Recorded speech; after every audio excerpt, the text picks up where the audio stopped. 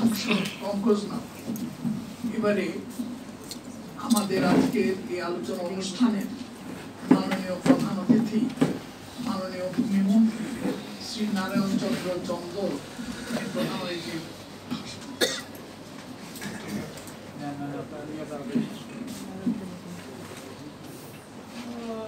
বাংলাদেশ হিন্দু বৌদ্ধ ঐক্য পরিষদ এর প্রতিষ্ঠা বার্ষিকী আয়োজিত আজকের এই সভার সম্মানিত সভাপতি, মঞ্চে উপবিষ্ট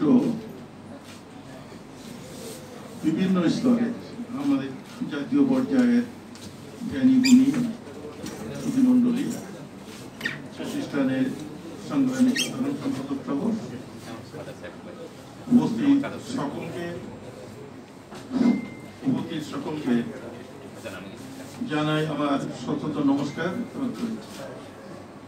আজকে এই দিনটি নিঃসন্দেহে জাতির জন্য একটা অত্যন্ত গুরুত্বপূর্ণ দিন, এই কারণে যে এই বাংলাদেশের প্রেক্ষাপটে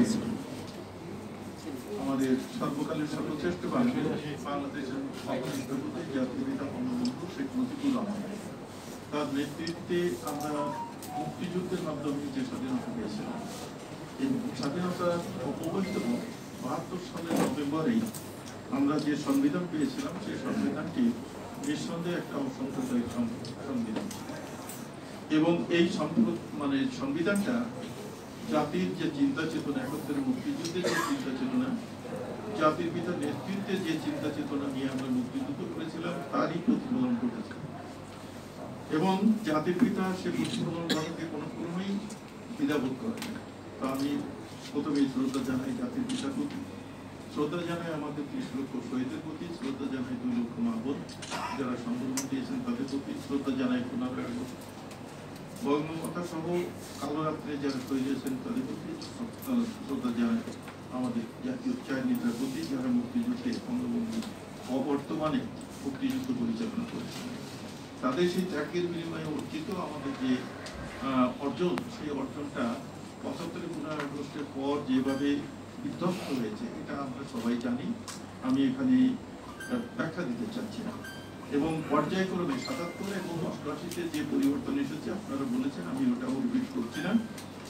পরিবর্তিত পরিস্থিতিতে সর্বশেষ শেষে আমাদের পঞ্চদশ সংশোধনীর মাধ্যমে সেখানে আমরা জাতীয় চার স্তম্ভকে এখানে আমাদের মাননীয় প্রধানমন্ত্রী বঙ্গবন্ধু কন্যার নেতৃত্বে সেখানে নিয়ে আসছে।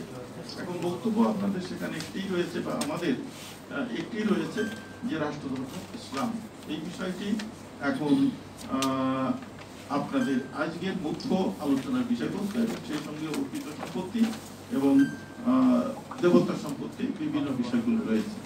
আমি এখানে প্রথম যে বিষয়টি আপনারা উত্থাপন করেছেন যেটা গুরুত্বপূর্ণ, সেই বিষয়টি সম্পর্কে আমি খুব বেশি বক্তব্য রাখবো না, শুধু এইটুকু বলবো যে এই যে দাবি, এই দাবিকে কার্যকর করতে গেলে সেখানে সরকার বা আমাদের মাননীয় প্রধানমন্ত্রী, সরকার প্রধান যিনি আছেন, তার আন্তরিকতা থাকলেও এখানে সামাজিক প্রেক্ষাপট তৈরি করতে হবে, এবং সেই তৈরি করার ক্ষেত্রে যে সমস্ত প্রগ্রেসিভ রাজনৈতিক দলগুলি তাদের ভূমিকা থাকতে হবে।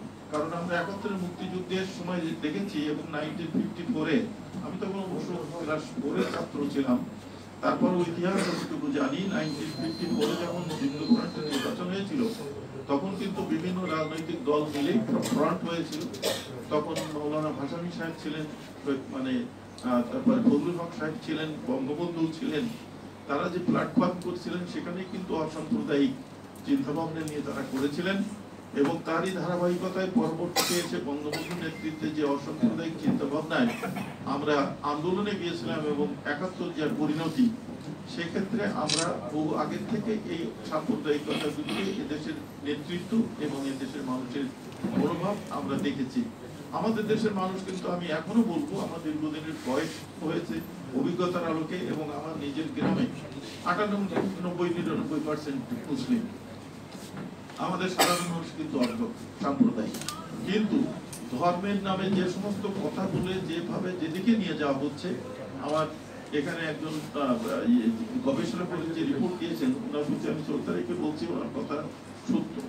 মানুষ এমন অবস্থায় চলে যাচ্ছে যে এক একটা এক একটা জিনিস এমনভাবে ছড়াই দেওয়া হচ্ছে, সেটাকে তারা মনে করছে ধর্ম, এবং তারা বন্ধ হয়ে যাচ্ছে।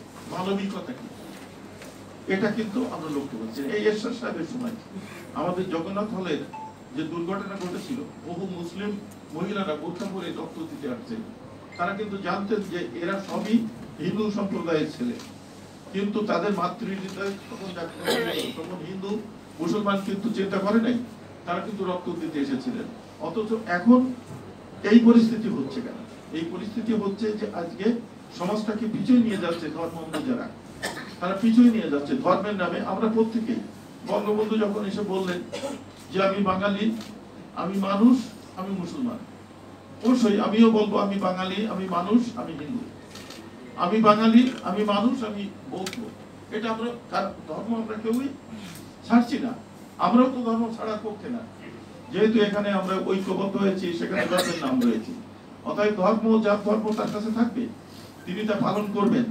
সেই পালনে কারোর কোনো হিংসার কোনো কারণ নেই, কিন্তু সেই পালনটার জন্য অন্য সম্প্রদায় বা অন্য ধর্ম অবলম্বীর পরে হিংসার বিষয়বস্তু না হয়। এখন প্রশ্ন এইটা। আর এই প্রশ্নে আজকে যেমন আওয়ামী লীগ এদেশে নেতৃত্ব দিয়েছে, তার সেই দল এবং বঙ্গবন্ধু কন্যা প্রধানমন্ত্রী, দলেরও প্রধান তিনি, দায়িত্ব তার রয়েছে। সেই দায়িত্বে তিনি একটা স্টেপ কিন্তু এগিয়ে গেছেন। এখন এই স্টেপের সঙ্গে আমি যে কথা বলছিলাম যে 54 থেকে 71 পর্যন্ত যে আমাদের প্রোগ্রেসিভ রাজনৈতিক দলগুলি যেভাবে ঐক্যবদ্ধভাবে এবং মুক্তিযুদ্ধের সময় যেভাবে জাতির পিতার ডাকে ঐক্যবদ্ধভাবে এগিয়ে আসছিলেন, আজকে কিন্তু সেখানেও আমরা দেখি ফাটল, সেখানেও আমরা দেখি ফাটল। এবং নির্বাচনকে কেন্দ্র করে তারা কিন্তু শৈল শক্তির সঙ্গে হাত মেলাতে কিন্তু দ্বিধাবোধ করে না। তাহলে সরকার, সেখানে সরকারও একটা রাজনৈতিক দল, তার মিত্রপক্ষগুলি যদি মানে তাদের ইতে চলে যায়। এখানে আমি একটা কথা একটুখানি পলিটিক্যাল বলবো। 1975 এর পরে যে পরিবর্তনটা হলো, সেটা একটা গণতান্ত্রিক সরকারকে পরিবর্তন করে স্বৈরতন্ত্র আসলো। পরবর্তীতে এসে যখন তত্ত্বাবধায়ক সরকারের যে প্রশ্নটা এসে গেল, সেই প্রশ্ন এসে একটি পর্যায়ে যে আমরা দেখলাম তত্ত্বাবধায়ক সরকার মানে ডিফেক্টিভ হয়ে দাঁড়ালো। এবং আপনারা জানেন all-11 পরে -2 ফর্মুলায় প্রধান লক্ষ্য ছিল কিন্তু শেখ হাসিনাকে মাইনাস করা। তিনি বিদেশে গেলে তাকে আটকায় দেওয়া হলো, তিনি ফিরে আসলেন, জেলে গেলেন, আন্দোলন করে পরবর্তী নিরপেক্ষ একটা নির্বাচনের মাধ্যমে কিন্তু 2008 সালে তিনি ক্ষমতায় এসেছিলেন। এবং এখানে যারা রয়েছেন নিঃসন্দেহে আপনারা স্বীকার করবেন 2008 সালে নির্বাচন ছিল একটা স্বচ্ছ নির্বাচন, সেই নির্বাচনের ভিতরে আসছিলেন। তো ঠিক তেমনি ভাবে গণতান্ত্রিক দিক থেকে কিন্তু শেখ হাসিনা বা আওয়ামী লীগের কোনো ছিল না, দুর্বলতা কিছু ছিল না।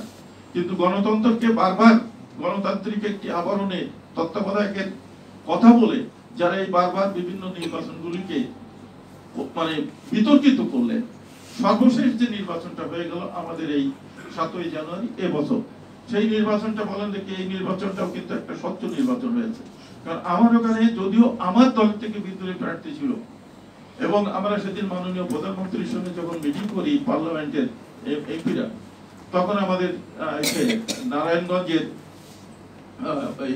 আমাদের একজন এমপি যিনি গাজী দস্তগীর, তিনি বললেন যে মাননীয় প্রধানমন্ত্রী গণতন্ত্র এবং গণতান্ত্রিক প্রক্রিয়া একটি কম্পিটিশনের ভিতর দিয়ে জনগণের অংশগ্রহণের মাধ্যমে একটা নির্বাচন আপনি চেয়েছিলেন, আপনি উন্মুক্ত করে দিয়েছিলেন। তবে আমরা আমাদের প্রতিদ্বন্দ্বীর সঙ্গে লড়তে যেয়ে যেটুকু আমাদের মানে আমরা মোকাবেলা করেছি, যদি আমাদের বিএনপি জামাতের লোক থাকতো, আমার ওখানেও তাই, আমার ওখানে আইডিটা যদি থাকতো, আমাদের অতটা কষ্ট করতে হতো না। তারপরেও কিন্তু নিরপেক্ষ নির্বাচনের ভিতর দিয়ে আমরা চলে আসছি। আজকে তারা নির্বাচন বিতর্কিত করতে চায়, এবং নির্বাচন বিতর্কিত করতে চায় না। আজকে যে মৌলবাদ, এই যে ধর্মীয় যে এটা মানে যে প্রভাবটা আজকে চলছে, সেই প্রভাবটার পিছনে সেই 75 পরের থেকে শুরু এখনো পর্যন্ত এটাকে কন্ট্রোলে আনা যায় নাই।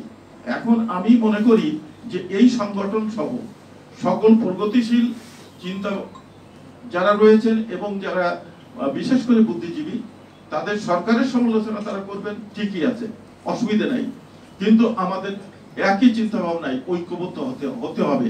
এবং এখনো পর্যন্ত এই কথা ঠিক যে বঙ্গবন্ধু সংগঠনই কিন্তু এখনো পর্যন্ত সেই সংগঠন যে এককভাবে এ দেশে রাজনৈতিকভাবে কিন্তু এখনো এই অসাম্প্রদায়িক রাজনীতির মানে সম্মুখ ভাগে রয়েছে। অতএব সেখানে আমাদের ঐক্য ফিরিয়ে নিয়ে আসতে হবে। আমাদের দাবি থাকবে, আমরা আলোচনা করব, আমরা সমালোচনা করব, কিন্তু আমাদের চিন্তার ঐক্য নিয়ে আসতে হবে। এবং সেই ঐক্যের ক্ষেত্রে আমাদের সামাজিক যে পরিবর্তন, সাংস্কৃতিক যে আমাদের পরিমণ্ডল, সেটাকে আরো জোরদার করতে হবে। আমি এখানে আমাদের শ্রদ্ধাভাজন বলেছেন কবিগুরু রবীন্দ্রনাথ ঠাকুরের, আমি পড়ি, এগুলি লক্ষ্য করি। আমরা দেখেন প্রত্যেকটা অনুষ্ঠানকে তারা কি করে বিতর্কিত করে, পয়লা বৈশাখকে তারা কি করে বিতর্কিত করতে চায়, বিতর্কিত করে আমাদের যেমন নতুন জেনারেশন, আমাদের নতুন প্রজন্ম এটাকে গ্রহণ করছে, আবার একটা শ্রেণী কিন্তু এটার প্রতি বিতৃষ্ণা হয়ে যাচ্ছে। এখন আমরা শুধুমাত্র দাবি করে কিন্তু যে একেবারেই অত্যন্ত ইজিলি মানে মাননীয় প্রধানমন্ত্রী সব কাজগুলি করতে পারবেন না, কারণ ওই জায়গায় বসে তাকে কিন্তু সামগ্রিক বিষয়গুলিকে পর্যালোচনা করে তাকে কাজ করতে হয়। অতএব তার কাজ করার প্রেক্ষাপটটা আমাদেরকেও সহযোগিতা করতে হবে। আমি সেটা আহ্বান করব। আমি আর বক্তব্য বাড়াতে চাচ্ছি না। এখানে আপনাদের কিছু প্রশ্নের আমি সুস্পষ্ট উত্তর দিতে চাই। যেহেতু ক্যাবিনেটে এবার ভূমি মন্ত্রণালয়ের দায়িত্ব আমার উপর দিয়েছেন এবং আমি সংখ্যালঘু সম্প্রদায়ের একজন লোক, অতএব বিষয়টা বেশ এবার ইন্টারেস্টিং হয়ে গেছে, কি তাই না?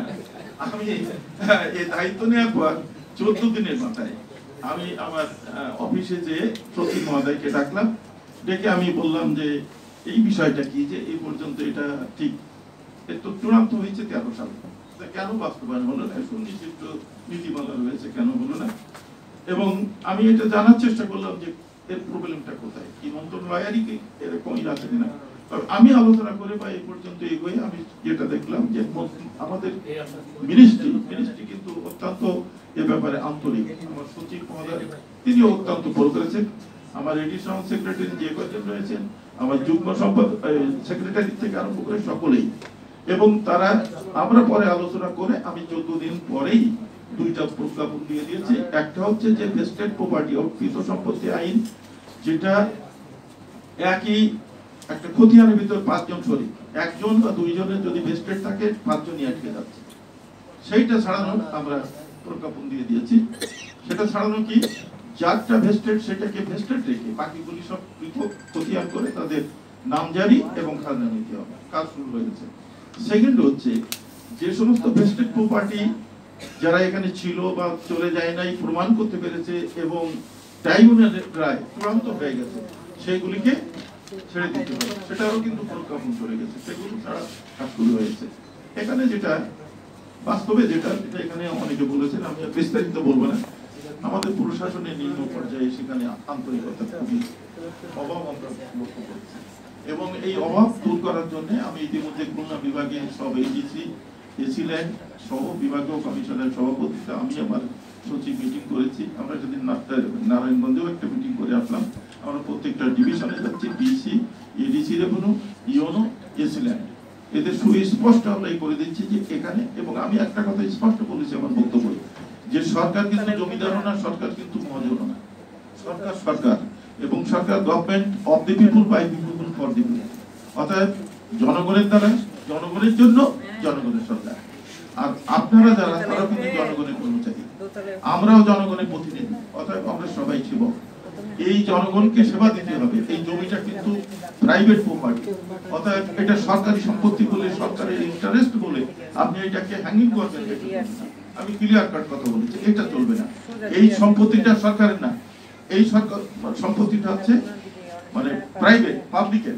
অতএব আপনি দেখবেন যে হ্যাঁ কেউ ফাঁকি দিয়ে, অর্থাৎ প্রকৃত সে এর উত্তরাধিকারী না, এইটা নিয়ে যাচ্ছে কিনা দেখবেন, এবং সেই দেখার দায়িত্ব কিন্তু আপনার এখন নেই, এটা ট্রাইব্যুনালের। অতএব ট্রাইব্যুনাল যদি ফাইনাল করে দিয়ে থাকে, সেখানে ভুল ভ্রান্তি কি থাকে, এটা আপনার কোথাও হাইকোর্টে যাওয়ারও সুযোগ নেই, আইনে সেটা নেই। অতএব যাবেন না, আমরা কাজ শুরু করেছি, এখানে আপনাদের সহযোগিতা আমরা চাইব এবং সব জায়গায় এইটা জানাই দেন, কারণ অনেকে জানে না। এইখানে আর একটা ডিফেক্ট আছে, আমি এগুলি খুবই কাটছি, এবং সেদিনকে আপনি গেছিলেন, আমাদের দাদা গেছিলেন, আমি এটা সচিবের সঙ্গে আলাপ করেছি, এবং ইতিমধ্যে আর একটা আইনও আমরা চাচ্ছি, সেটা হচ্ছে এই অনেকে না জেনে কিন্তু ট্যাবেন করেন নাই, এখন টাইমও এক্সপায়ার করে গেছে। এখন এইগুলি কি হবে, প্রকৃত হয়তো তিনি জান নাই, সেগুলো আমরা আর একটা সুযোগ আনতে যাচ্ছি, দেখি যদি পার্লামেন্টে সেটা আমরা কি করে নিয়ে আসতে পারি। এটা এখন এই মুহূর্তে আমি বলতে চাই না, তবে সেটাও আমি লক্ষ্য করছি। তবে যেগুলি মোটামুটি সিদ্ধান্ত হয়ে গেছে বা রায় হয়ে গেছে সেগুলি অবশ্যই খেলা হবে। এবং আমরা তফসিল এবং এই ক্ষেত্রেতে আমি বলতে চাই, এই ক্ষেত্রে কিন্তু মাননীয় প্রধানমন্ত্রী অত্যন্ত আন্তরিক, এখানে তার আন্তরিকতার কোন রকম কোনো ঘাটতি নাই। এবং উনি বলছেন যে তফসিল মোটে থাকবে না, বলে কিছু থাকবে না, হয় যদি মালিক পাওয়া না যায় তাহলে সরকারের তত্ত্বাবধানে চলে আসবে, না হয়তো মালিক দুটোর মাঝখানে কিছু থাকবে না। দেবত্ব সম্পত্তির ব্যাপারটাও আপনারা দাদা আপনি জানেন, দেবত্ব সম্পত্তি আমি যখন সেই হিন্দু কল্যাণ ট্রাস্টে ছিলাম তখন এইটা হচ্ছে কিন্তু আমাদের মন্ত্রণালয় না, এটা হচ্ছে ধর্ম মন্ত্রণালয়। অতএব ওই জায়গায় থাকাকালীন তখন দেবত্ব সম্পত্তি আইন যেটা আপনারা করেছিলেন সেইটা নিয়েও চূড়ান্ত কিছু সিদ্ধান্ত না দিতে পারে, তখন আমাদের একটা সাব কমিটি হয়, আমি আহ্বায়ক করছিলাম।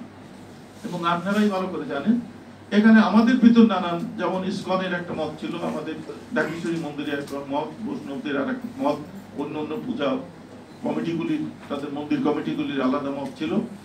সমস্ত মতগুলিকে পৃথক পৃথক ভাবে সিটিং দিয়ে সেগুলিকে কনসলিডেট করে আমরা ঢাকেশ্বরী মন্দিরে পড়ছিলাম, আপনার মধ্যে অনেকেই ছিলেন সেখানে।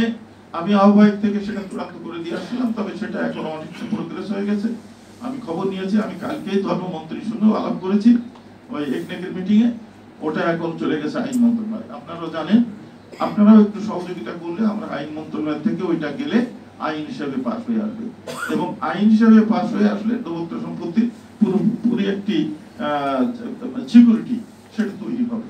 এবং ইতিমধ্যে অনেকেই ৬২ সালে রেকর্ড করে নিয়ে, মানে ওই যারা কি বলে সেবায়, তারা এগুলি বিক্রি করে দিয়েছে। আমি বহু জায়গায় আমার কমপ্লেন আসতেছে, কিন্তু এইটা কিন্তু আমার মন্ত্রণালয়ে আমরা পারবো না, কিন্তু ওই আইনটা হয়ে গেলে তখন আইনটাকে ফলো করে আমরা কাজ করতে পারবো।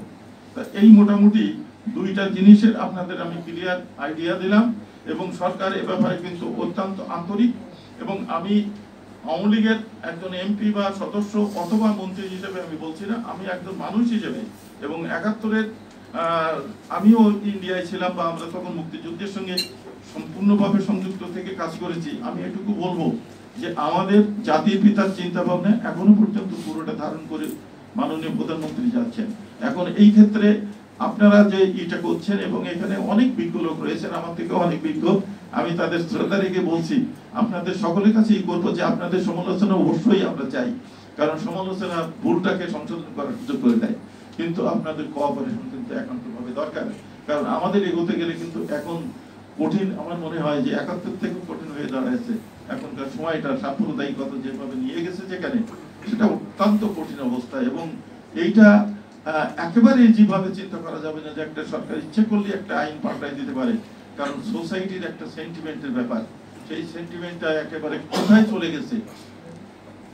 এখানে আমার মানে উনি একটা খুব সুন্দর কথা বলেছেন যে ৭১ সালের অবস্থা থেকে তো বেশি খারাপ দিকে চলে যাচ্ছে, আমাদের ইয়ং জেনারেশন যারা, তারাও ঠিক এতটা ইতে চলে যাচ্ছে। এবং আমি এখানে আরো একটা কথা বলতে চাই, আমি এটা অবজার্ভ করি, আমি সবসময় একটু পড়াশোনাও করি বেশি, যেহেতু মাস্টার মানুষ ছিলাম, তো এই সাম্প্রদায়িকতা কিন্তু এখন আমাদের ভিতরে কিছু কিছু লোক, মানে যেগুলি অধিকারের কথা বলতে যাই আমি সাম্প্রদায়িক হয়ে যাচ্ছি, কিন্তু অনেক জায়গায় সাম্প্রদায়িক কথাই এসে যাচ্ছে, পাল্টা কথা, কে কয়জন ধর্মান্তরিত করলো, কে কাকে আসলো, কোথায় আসলো, এইগুলি কোনো খবরের বিষয়বস্তু হতে পারে।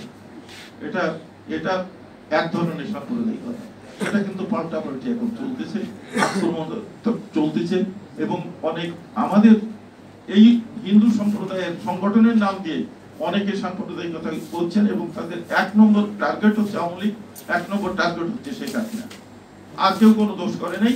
এবং আমি নাম বলবো না, একজনের সঙ্গে অনলাইনে একটা মিটিং এ ঢুকে পড়লে তিনি মানে এদেশের মানে এই হিন্দুদের এই দুর্গতির জন্য পুরোপুরি দায়ী করে বললেন বঙ্গবন্ধুকে। আমি তাকে চ্যালেঞ্জ করে বললাম যে আপনি কি করে বললেন যে ৭৫ পরের থেকে তো এইগুলি হয়েছে, তার আগে কি ছিল, বুঝতেই চায় না, এখন যে বলবে না তাকে বোঝানো যায় না। তা আমরা সেই বিভ্রান্তির পথে যারা রয়েছে তাদেরকে জন্য প্রশ্রয় নিয়ে দিই, আমাদের দাবি অবশ্যই। এবং আমাদের এই সংগঠন যারা করেছিলেন শ্রদ্ধেয় আমাদের সিরাজ দত্ত দাদা, আমাদের হালদার দাদা দিয়ে আরম্ভ করে, আমিও প্রথম মিটিংয়ে আমি ছিলাম, আমি ছিলাম, অতএব আমরা এর সঙ্গে ছিলাম, এখনো আছি, ভবিষ্যতেও থাকবো। এবং আমরা চাই 71 মুক্তিযুদ্ধের চেতনা আসুক এবং বঙ্গবন্ধুর কন্যা জননেত্রী শেখ হাসিনার মাধ্যমে আসুক। আজকের দিনে আমি আপনাদের সঙ্গে এইটুকু বলতে পারি, এর থেকে বেশি কিছু বলতে পারি না। তবে আমি সর্বশেষ এই কথাটা বলে যাব যে এই সরকার এবং বঙ্গবন্ধু কন্যা তিনি তার আদর্শের নীতিতে, বাবার আদর্শ নীতিতে তিনি অটুট এবং সকল সম্প্রদায়ের প্রতি তিনি অত্যন্ত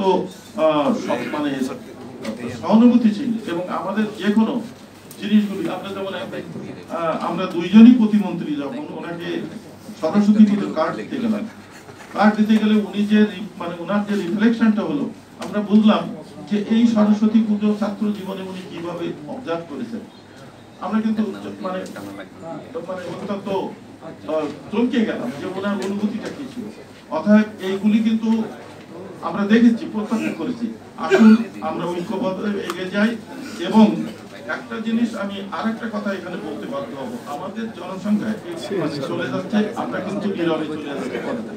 আমার এলাকায় অ্যাবসলিউট হিন্দু এলাকা আছে, সেখানে দেখি যে ছেলে মেয়ে সব ইন্ডিয়া পড়ায় এখান থেকে কি করে হয় রিটায়ারমেন্টের পরে ওখানে চলে যায়, নাই তো এখানে থাকি বুড়ো বুড়ি আর সব ওই দিকে ট্রান্সফার করে দিচ্ছি। 1 নম্বর হচ্ছে কমে যাওয়ার কারণে।